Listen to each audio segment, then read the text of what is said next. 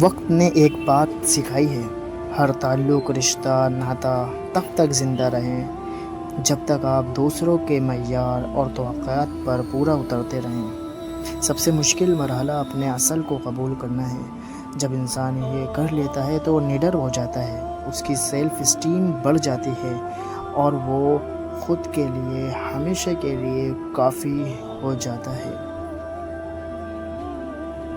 میری کامیابیوں سے مجھے مت پرکھو، مجھے پرکھنا ہے تو اس سے پرکھو کہ میں کتنی بار نیچے گر کر پھر اٹھ کھڑا ہوا تھا۔ جنہیں خواب دیکھنا اچھا لگتا ہے انہیں رات چھوٹی لگتی ہے، اور جنہیں خواب پورا کرنا اچھا لگتا ہے جناب، انہیں دن اچھا لگتا ہے، انہیں دن چھوٹا لگتا ہے۔ سمجھدار انسان تمام انسانوں سے کچھ نہ کچھ سیکھتا ضرور ہے، خواہ وہ دوسرا انسان استاد ہو یا گیٹ پر کھڑا چوکیدار۔ خاموشی اتنی گہری تو ہونی ہی چاہیے کہ بے قدری کرنے والوں کی چیخیں نکل جائیں۔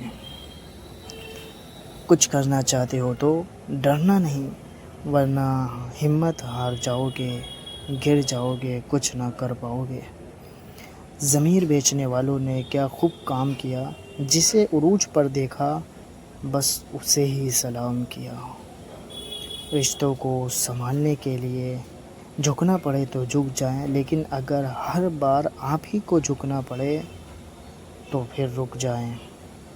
زندگی میں بہترین رشتہ وہ ہے جہاں ناراضگی کے بعد معمولی سی مسکراہٹ اور معذرت سے زندگی پہلے جیسی ہو جائے۔ بہترین رشتہ ہے جن لوگوں کو مان نہ رکھنا آتا ہو، وہاں الفاظ ضائع کرنے سے بہتر ہے کہ انسان مسکرا دے اور مسکرا کر خاموش ہو جائے۔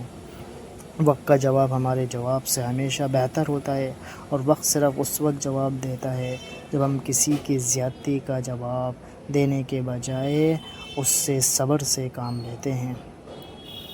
زندگی کے حسین لمحات واپس نہیں آتے، لیکن اچھے لوگوں سے تعلقات اور ان سے وابستہ اچھی یادیں ہمیشہ دلوں میں زندہ رہتی ہیں۔ Like and subscribe my channel. جزاک اللہ۔